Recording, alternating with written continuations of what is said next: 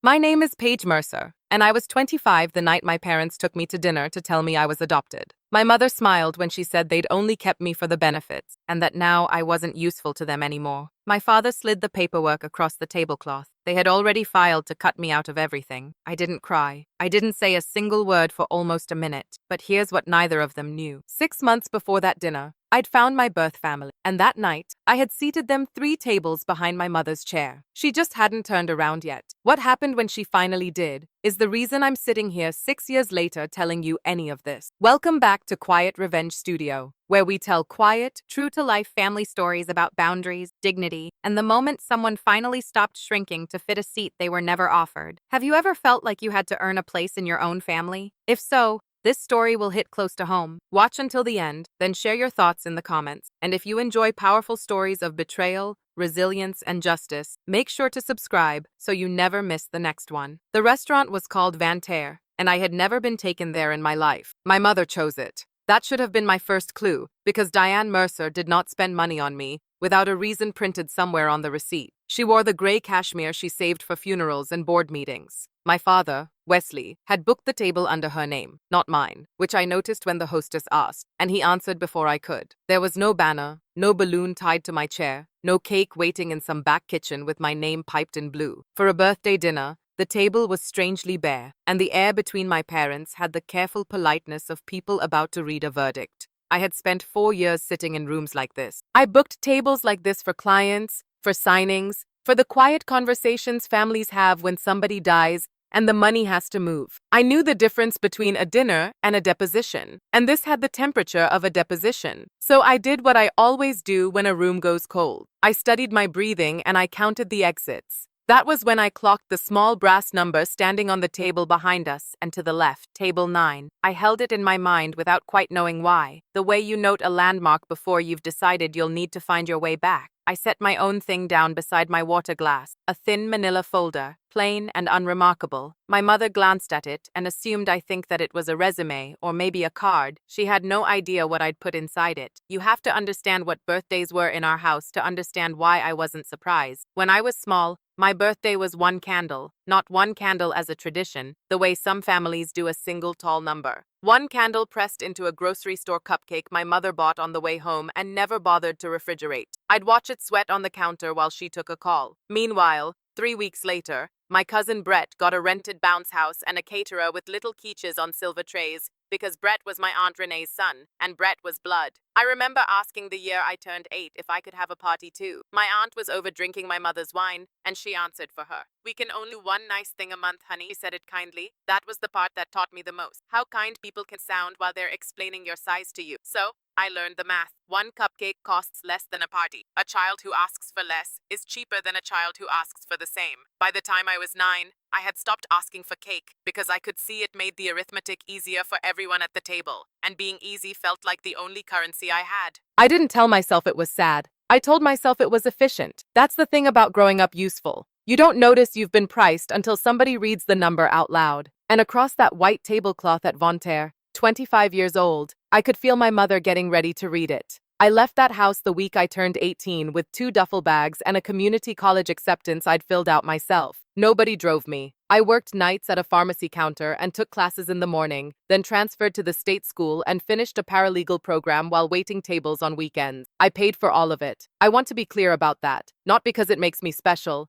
but because it matters for what came later. Nobody handed me a thing. By 25, I was a paralegal at a trusts and estates firm downtown, and I was good at it. I spent my days inside other people's wealth, organizing what happens to a person's life after they can't hold on to it anymore. I drafted the boring pages that decide everything: beneficiary designations, distribution schedules, the quiet language that controls who eats and who doesn't, long after the funeral wilt. I could read a trust the way some people read a face. And the joke of my life, the one I didn't laugh at for years, was this: I could set a perfect boundary for a total stranger. I could tell a grieving widow exactly what she was owed and exactly what she wasn't. But I could not, for the life of me, ask my own family to want me. The only person I ever called was my grandmother. Every Sunday, Before Untwalk, like clockwork, all through college and after, Nana Ruth. She was the one Mercer who answered the phone like she'd been waiting for it to ring. And it was something Nana once said to me that turned out to be the hinge the whole night swung on. Nana Ruth Mercer was my father's mother,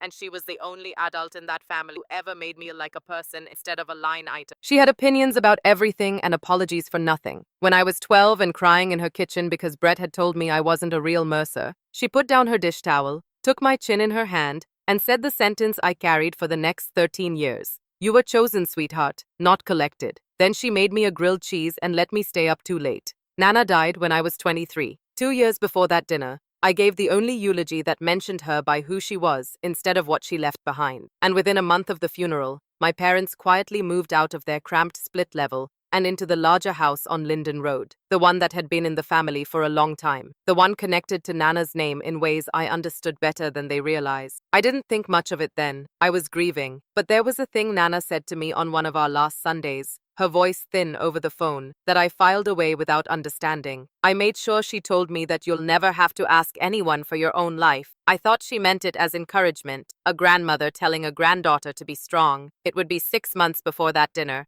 going through county records for an entirely different reason that I'd learned she had meant it literally in writing and notarized. The year before I turned 25, my family started getting quiet around me, and not the comfortable kind. Texts that used to come back in an hour took 3 days. My mother stopped looping me into the holiday planning chain, then acted surprised when I showed up to Thanksgiving without a side dish nobody had asked me to bring. My Aunt Renee, meanwhile, got louder. She'd started using a word in the family group chat that she'd never bothered with before. Blood. As in, this is a blood-only weekend at the lake. As in, the cabin sleeps 8 and we want to keep it to blood this year. You understand? I did understand. I understood perfectly. I just didn't have the documents yet to know why the temperature had dropped so suddenly all at once in the same season. People don't usually turn cold on a schedule. Families drift, sure, but this wasn't drift. This was coordinated, and the analyst part of my brain kept flagging it. The way you notice 3 unrelated invoices arrive on the same Tuesday and realize they aren't unrelated at all. So when my phone lit up one evening in March with my mother's name and a voice 3 degrees warmer than it had been in a year,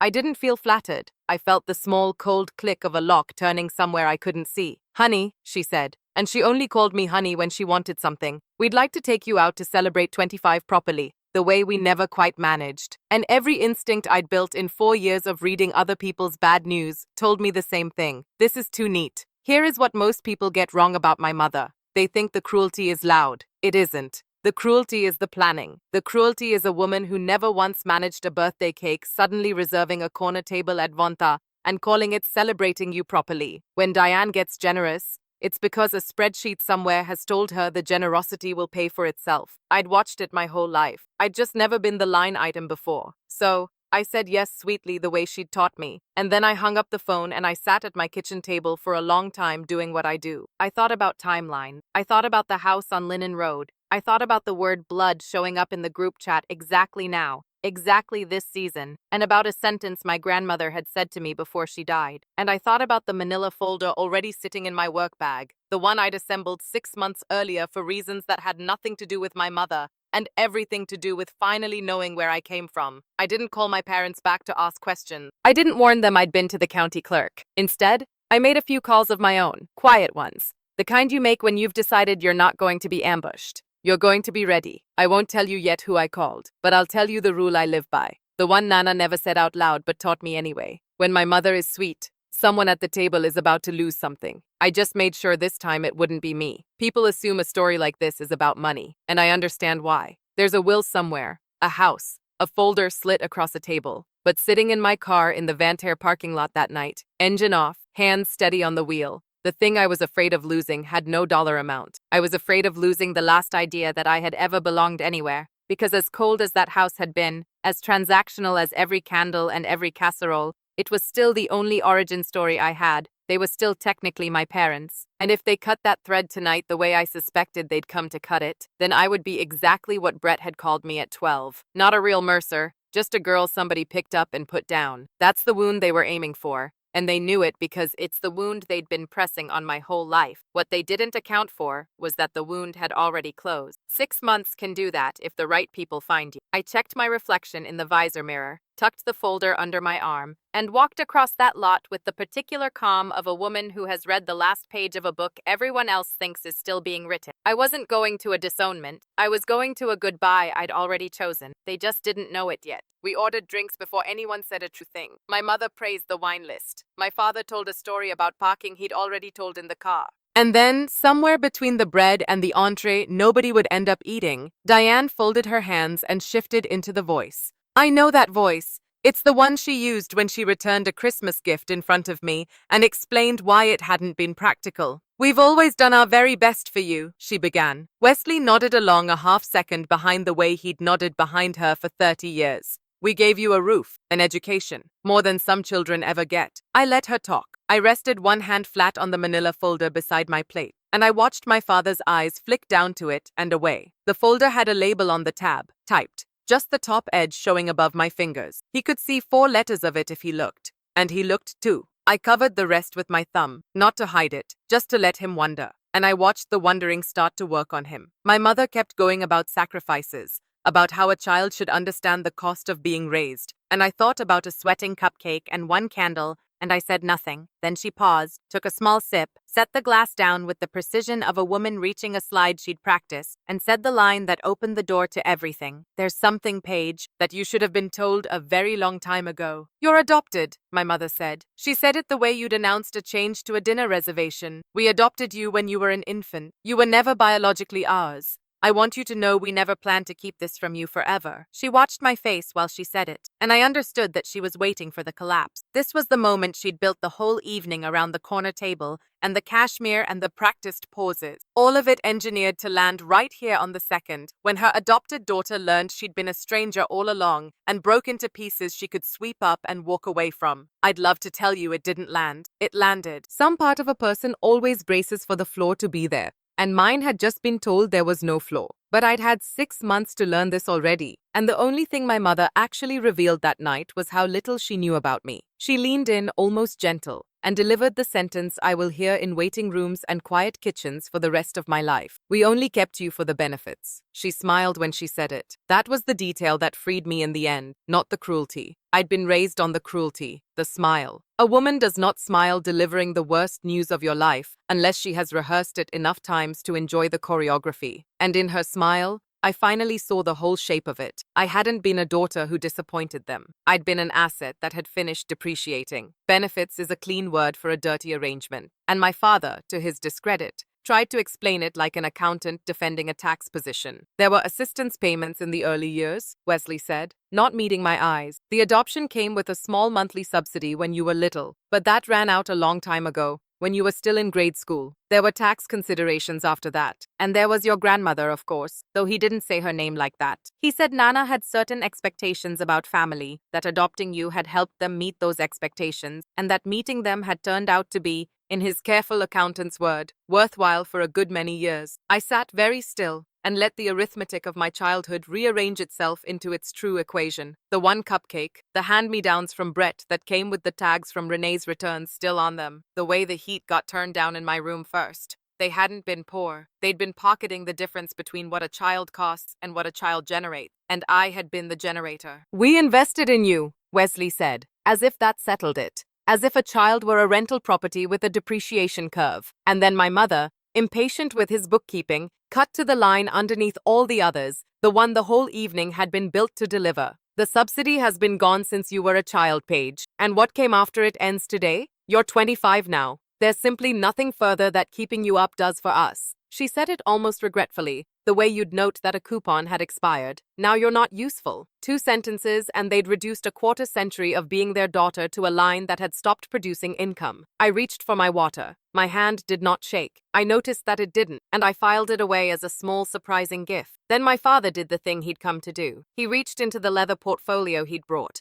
the one I'd assumed held a birthday card, and slid a thin sheath of papers across the tablecloth until it touched my plate. We've already filed, he said, to formalize things. You won't be in the will. You won't be a beneficiary on anything of ours. We wanted to do this cleanly in person, so there'd be no confusion later. He'd rehearsed cleanly. I could hear the lawyer who'd coached, and here is the part I have never been able to make my family understand. The part that turned the whole night for me without my saying a word. I read the caption on the first page in about 4 seconds, the way I'd read 1,000 of them, and I saw immediately what they had done. They had filed against the wrong. They'd spent good money cutting me out of an estate that was almost beside the point, while leaving entirely untouched the document that actually decided everything. They didn't know what I knew. They thought the power in them ran through their own modest, and so that's where they'd aimed their expensive little knife. I did correct. You don't tell the other side they've sued the wrong defendant. You let them finish. So, I slid the papers an inch back toward the center of the table, neither accepting nor refusing, and I let them keep believing they'd won. Across the table,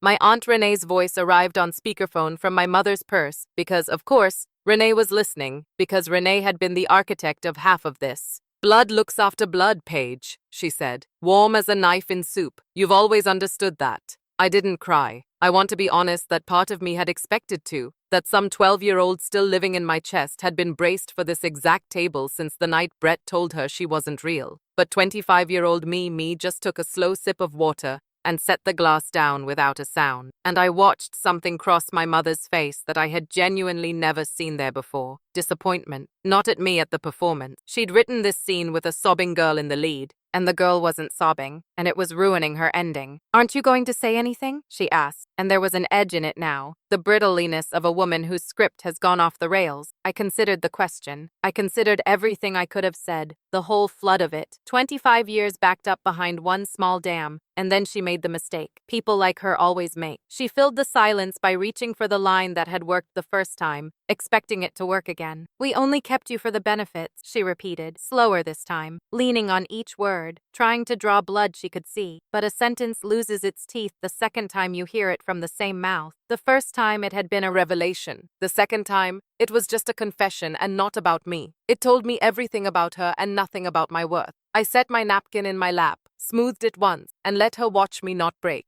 Behind her, at table 9, I saw a woman with my exact chin turn her head toward our table and go still. To explain what was in my folder, I have to take you back 6 months to the week 2 envelopes arrived and changed the arithmetic of my entire life, the first I'd been waiting for. After Nana died, I'd finally registered with the State Adoption Reunion Registry, half certain nothing would come of it. 8 weeks later, a letter arrived in handwriting I didn't recognize, careful and looping the hand of a woman who'd practiced what she wanted to say. It was from Susan Hale. She wrote that she had been 19 when she gave me up, that she had not wanted to, that she had thought about me every March for 25 years, and that if I ever wanted to meet her, she would drive any distance, any day. No expectations. She'd signed it, and then under her name, she'd written one more line, the one I read so many times. The paper went soft. I never stopped saving you a seat. The second envelope came 3 days later, and it had nothing to do with Susan, or so I thought. Our state had only recently opened original birth records to adult adopts, available once you turned 21 and filed through the same reunion registry, and I'd put in my request the week Susan's letter arrived. While I was in the county system waiting on mine, I requested the file on Nana's estate. Professional habit, the way a dentist looks at strangers' teeth. And there it was in the distribution schedule of the Ruth Mercer Family Trust, executed 2 years before her death, administered not by my parents, but by a bank. The caregiver distributions to Wesley and Diane Mercer, it read, shall terminate upon the beneficiary's 25th birthday, whereupon the remainder shall pass to my granddaughter, paid, not their estate, hers, held by a trustee they couldn't touch, scheduled to leave their hands forever on the exact date they'd chosen for that dinner. 2 envelopes in 1 week. One told me where I'd come from. The other told me in my grandmother's notarized hand exactly what my parents were about to lose and why they were suddenly in such a hurry. I did not call my mother and scream the discovery down the phone. That's not the weapon I had, and it's not the weapon I trust. I've watched too many families lose everything to a satisfying outburst that a lawyer later turns into evidence. What I had was process, so I used process. I took a personal day, drove the trust documents to an estate's attorney with no connection to my family, and paid her out of my own savings to confirm what I already suspected. The caregiver distributions were legitimate, ongoing, and ending. My parents had been drawing a monthly sum for raising me and living in the house the trust funded for the better part of 2 decades. The remainder on my 25th birthday passed to me by the trust's own terms through a corporate trustee with nothing my parents could file, sign, or shred to stop it. Their will was irrelevant to it. Their disownment was theater performed on the wrong stage. My attorney asked if I wanted to notify them, get ahead of it, soften the landing. I said no. I said I wanted 3 things in a folder and that was all. The retainer letter so they'd know I had counsel. The trust's distribution schedule so they'd see the date in black and white and my original birth certificate with Susan Hale's name in the mother's line so that when the moment came, the table would understand exactly which family I was choosing to leave and which one I was choosing to keep. I labeled the tab and I closed the folder and I put it in my bag and I carried it for 6 months like a quiet engine I hadn't turned on yet. The dinner invitation only told me when to turn the key. I met Susan Hale for the first time in a diner halfway between our city because she didn't want me to have to drive too far. And that small consideration undid me more than any speech could have. She was nervous. She'd brought a photo album she kept opening and closing without showing me, like she wasn't sure she'd earned the right. She had my chin and my way of going quiet when she felt too much. Over 6 months, we built something carefully, the way you'd repair a bridge while standing on it. I learned I had a half-brother named Danny, 20, all elbows and questions, who texted memes within a week of meeting me as if I'd always been there to receive them. I learned my birth grandmother was a small, ferocious woman named Pearl, who took one look at me and said, well, there she is. Like I'd just been late, not gone for a quarter century. They never asked me for anything. That was the part my whole nervous system couldn't parse. No favors, no money, no role to perform. Susan told me the 3rd time we met, the thing that would become the truest line of my life. We've kept a seat for you, sweetheart, she said. We never gave it to anyone else. And I, who could draft a flawless beneficiary clause for a stranger who knew the precise legal language of belonging, sat in a vinyl booth and did not know what to do with my own hand because I had been wanted for the first time by people who got nothing out of wanting me. After 25 years of being useful, I had no idea how to simply be welcome. I was about to have to learn fast. There's a difference between being needed and being wanted, and I'd only ever known one of them. Being needed, I understood completely. Being needed is a job. You show up, you produce, you stay easy, you keep the math simple, and in exchange, you get to keep your seat another quarter. I had been needed my whole life, and I'd mistaken the steadiness of it for love. The way you can mistake a long commute for a destination just because you do it every day. What Susan and Danny and Pearl offered me had no job attached, and that terrified me more than my mother ever had. The first time Susan called just to ask how my week was with no agenda underneath it. I waited the whole conversation for the catch, and when there wasn't one, I had to pull my car over because I couldn't see the road. I kept testing them in small, ungenerous ways I'm not proud of. I'd cancel a plan to see if they'd punish me. They didn't. They just said, no worries, next time, and meant it. I'd offer to pay for everything to make myself useful to earn the seat. Pearl finally took my face in her hands the way Nana used to and said, you don't have to buy your way in here. We already paid. And slowly over those 6 months, a knot I'd carried since I was 9 began, not to vanish, but to loosen. I started to believe against 25 years of evidence that a person could simply want me in the room. So when my mother called to invite me to celebrate 25 properly, I already knew where I wanted to spend the evening. I just decided to spend it everywhere at once. Here's who I called. The night my mother booked Vanterre, I called Susan, and I asked her a question I'd been too afraid to ask anyone in my life. Would you come to my birthday dinner? I explained the whole shape of it, the parents, the suspicions, the trust, the speech I could feel coming. I told her I didn't know exactly what they planned to say, but I knew I didn't want to hear it alone. And I knew I no longer wanted to perform the grief they were counting on. Susan didn't hesitate for even a second. She said, what time and where? And should we dress up? Then she said something that made me put my hand over my mouth in my kitchen. We'd be honored, she said, to watch you not need them. So I made one more call, this one to Vanta. And I booked a second table for that same evening under my own name, Paige Mercer, party of 3, table 9, the host told me, near the back, 3 tables behind the reservation, already on the books for a Mercer party of 3 at the front. I almost laughed at the geometry of it. They had no idea they'd be performing my disownment within sight of the family that had spent 25 years saving me a chair. I told Susan and Pearl and Danny to arrive a little after us, to order quietly, to simply be there, and to let me come to them when I was ready. I won't pretend I didn't want them in that room. I did. There's a reason the truth lands harder spoken in front of people than mailed in a letter. And I'd watched enough confrontations to know a private one only ever becomes the other side's word against yours. So yes, I wanted witnesses, and I'm not ashamed of it. But Susan and Pearl and Danny were never just witnesses to me. And that was the whole difference between what they were doing and what my mother was doing. The folder was how I'd make my parents understand they'd lost. Table 9 was where I'd go to remember I'd won long before they sat down. Back at the front table in the present, my mother decided the silence had gone on long enough and moved to close the deal. She produced one more page from the leather portfolio and turned it to face me. uncapping a pen and setting it across the paper like a small gift. "It's just an acknowledgement," she said, "that we've informed you, that you understand the situation. Sign it, and we can all have a civilized dinner and go our separate ways." I looked at the page, and I didn't have to read far. The release paragraph opened with the exact boilerplate I'd typed 100 times myself. "The undersigned hereby waives and forever releases any claim, interest, or expectancy." And the rest of it did what that language always does. It wasn't an acknowledgement.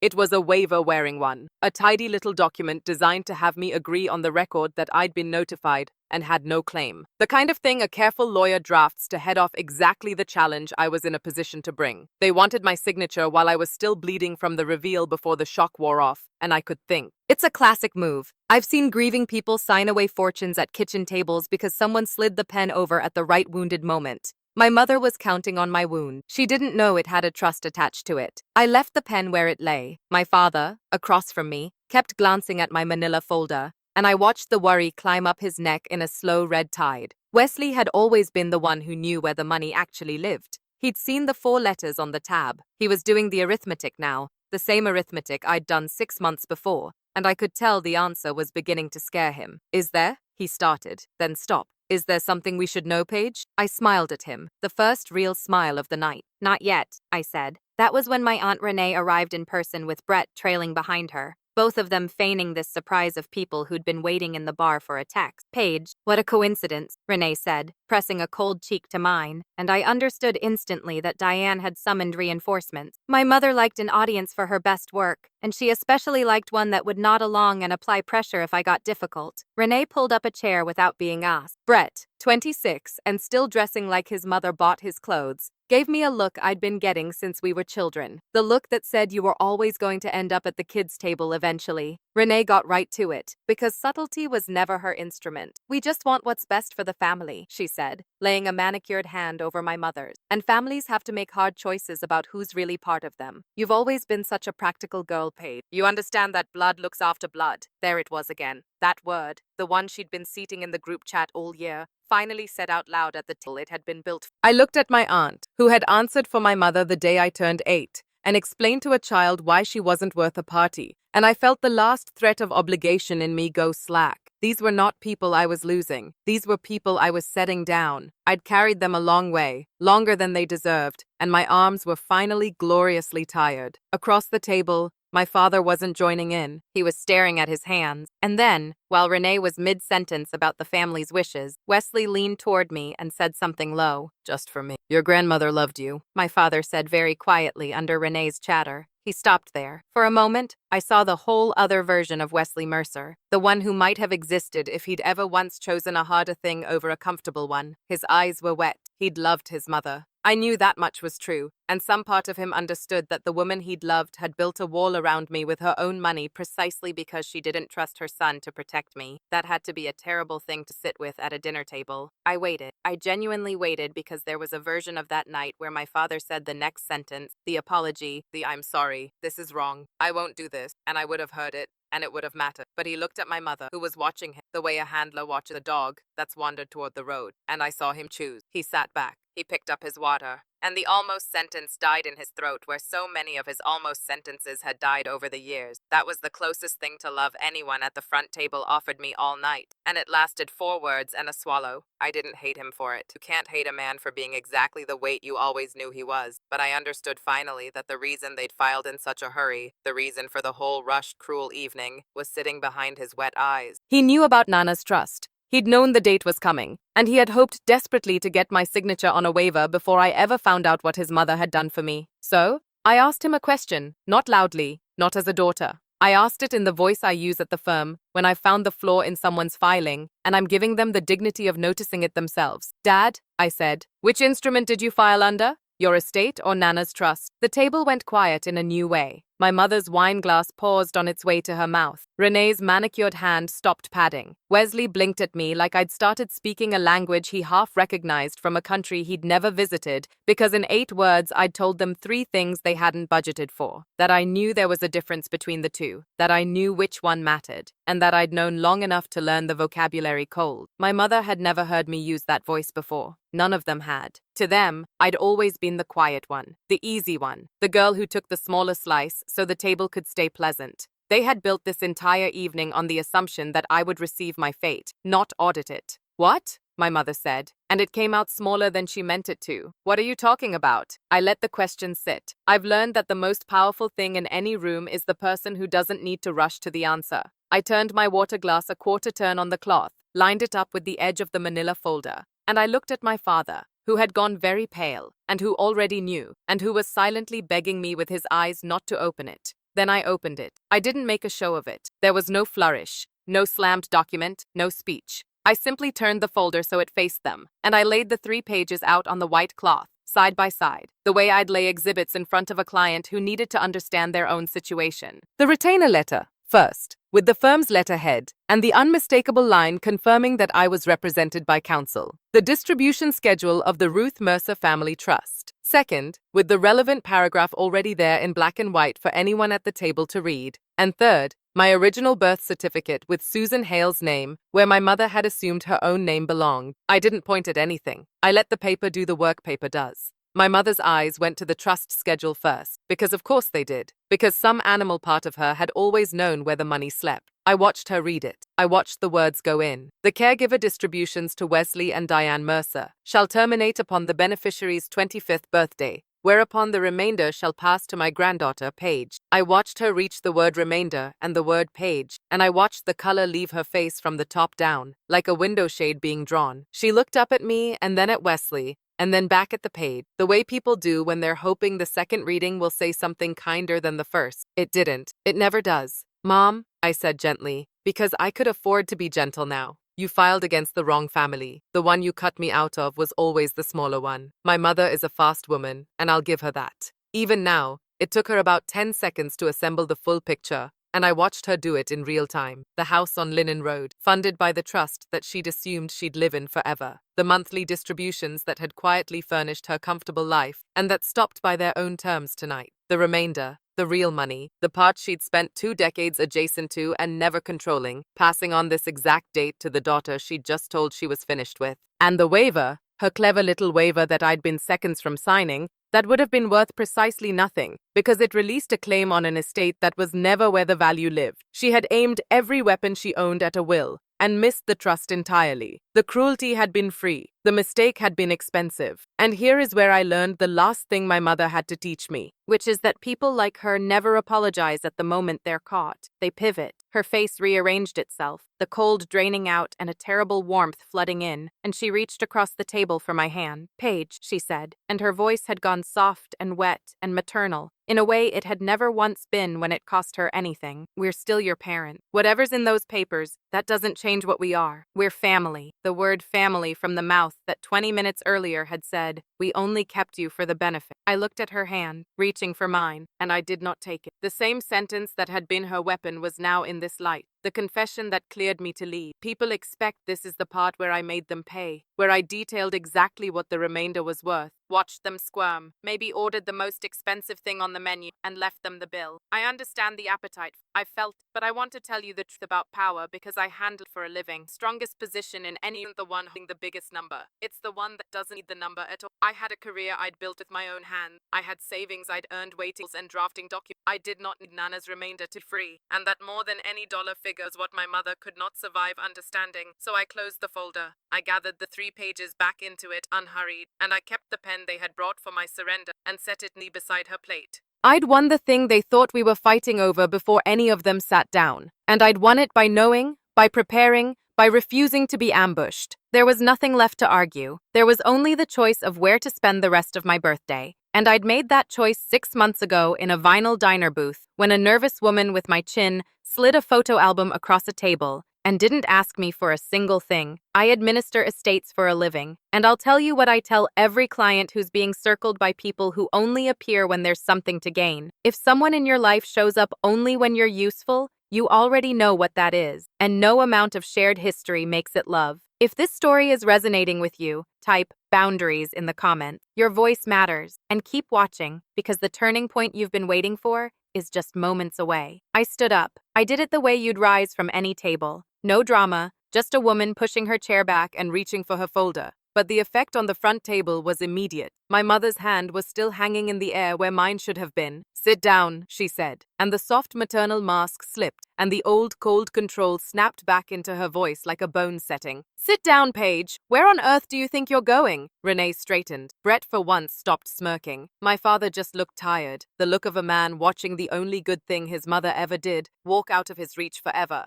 I picked up the folder and held it against my chest, and I looked at my mother, who had spent 25 years in an expensive dinner trying to make me understand that I had no real place anywhere. And I told her where I was going in the plainest words my birth family 3 tables behind you. I didn't say it, cry. I didn't need to. The sentence had been true for the entire true while she smiled and rehearsed and slid her waiver across the cloth. True the whole time. She believed she was performing my disownment to an audience of strangers. She hadn't been performing it to strangers. She'd been performing it within arm's reach of the people who'd been saving me a chair since before she ever decided I'd stopped being useful. And I watched my words travel across the table and land. And I watched my mother begin, very slowly, to turn around in her seat. My mother turned around slowly, the way you turn when some part of you already knows and is begging the rest of you to be wrong. The cashmere shoulders rotated, her chin came around, and there at table 9, 3 tables back, beneath the warm low light, were Susan and Pearl and Danny, who had been there the entire time, who had ordered quietly and eaten almost nothing, who had watched my mother deliver the worst sentences of my life, and had kept their seats and their composure,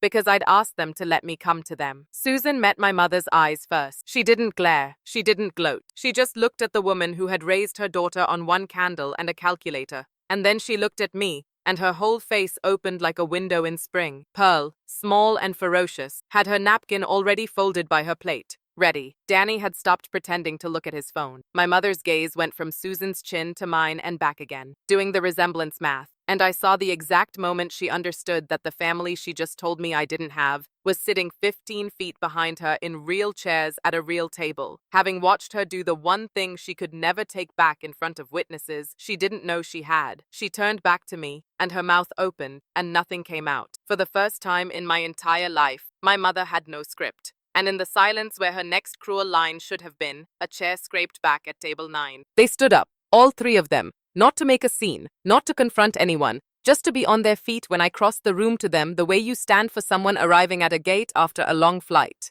Pearl stood first because Pearl does everything first, and then Susan and then Danny, knocking his knee on the table leg in his hurry. They didn't say a word to my parents. They didn't have to. Their standing said the entire thing. The restaurant had gone quiet around us. The particular hush of strangers who can feel that something true is happening and have stopped pretending not to watch. A waiter froze with a tray. And I walked past my mother, who was still turned half around in her chair, past Renee, whose mouth had finally run out of the word blood, past my father, who lifted his eyes to me as I passed, and then dropped them again, choosing comfort, one last time. 15 feet, 3 tables, 25 years. When I read them, Pearl took my face in both her hands, the way Nana used to, and Susan pulled out the empty chair beside her own, the 4th chair, the one they had asked the host to set, even though their reservation was for 3, and she said the words she'd written under her name in that first letter. The words that had gone soft from my reading them. "We saved you a seat," she said. "We always did." And I sat down in it, in the seat that had been waiting my whole life at the table, that had wanted me before they knew if I'd ever come. That was when my mother lost the one thing she'd never lost in front of her composure. I heard her chair scrape, heard her stand, heard the front table calm she'd worn all evening crack straight down the middle. "After everything we paid," she said, and it wasn't quiet anymore. It carried across the dining, sharp and rising. "After everything for you, the years to us in public, your family over money." Heads turned now openly. A man at the bar sat down his drink. Renee was tugging at my mother's sleeve, hissing, "Diane, sit down. People are looking."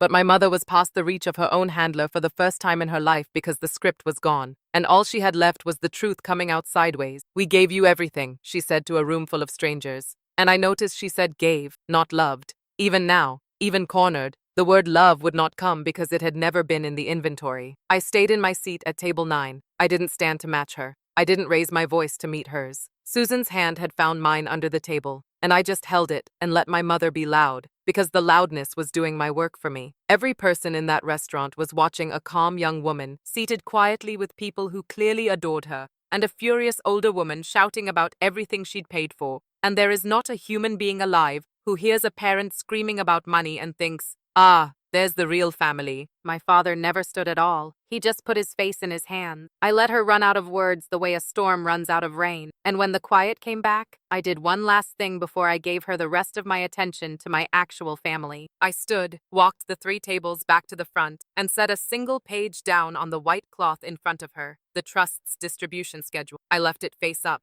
I didn't need it anymore. My attorney had the original, and I wanted my mother to have something to read on the longest evening of her life. "You can keep this one," I said. "You'll want to understand what ended today and what didn't." She stared at the pen. Wesley reached for it, and then didn't, and I looked at the two of them. My mother, who had priced me at 1 candle, and my father, who had loved his own mother too much to honor what she'd asked of him, and I said the only sentence I'd prepared in advance, the one I'd written in my head in the parking lot, and decided I'd only use if I earned it. "You kept me for the benefits," I said. "They kept a seat for me." Then I turned around and I walked back to table 9, and I did not look behind me again. Not once. Not when Renee called my name. Not when my mother said something I couldn't hear and didn't want to. I sat back down beside Susan. Pearl had ordered me a slice of the chocolate cake while I was gone, and Danny had stuck the little restaurant candle in it, a single candle lit, and for 1 second, the symmetry of it caught in my throat. Then Susan leaned over and said, "Blow it out, sweetheart. Make the wish." And I realized I didn't have one. I already had it. The trust did exactly what my grandmother built it to do. On my 25th birthday, the caregiver distributions to Wesley and Diane Mercer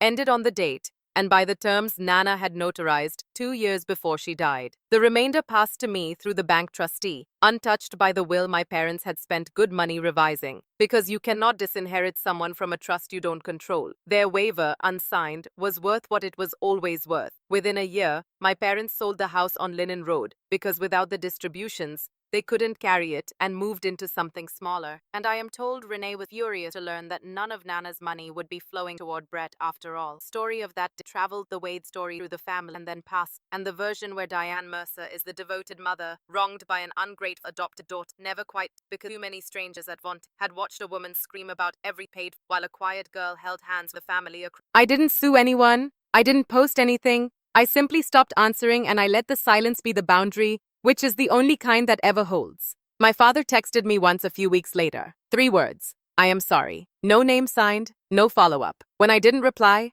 I never replied. I heard later that when Renee tried to rally the family to contest Nana's trust, it was Wesley who quietly shut it down, told them their mother had every right to leave her money where she pleased, that it was hers, that it was finished. He was right. He was also, as ever, a year too late, and saying it to the wrong room, when it cost him nothing and changed nothing. That was the whole of my father in the end. A man who knew the right thing, even felt it, and could only ever bring himself to do it once. Doing it had stopped requiring anything of him. I didn't need the apology, but I was glad, in a small, clean way, that he'd finally been right out loud. As for the rest of it, I spent that first real birthday eating chocolate cake at table 9 with people who got nothing from wanting me. And I have spent every birthday since with them. Susan and I talk every Sunday now, 4 o'clock, the hour I used to save for Nana. Pearl taught me to make her grilled cheese. Danny still sends memes. And somewhere in a drawer at my new family's kitchen, there is a photo album that doesn't close anymore because it finally has enough pages. Being useful was all my parents ever wanted from me. And being wanted was the one thing I'd never had. And it took me 25 years and 1 terrible dinner to learn that anyone who only keeps you for the benefits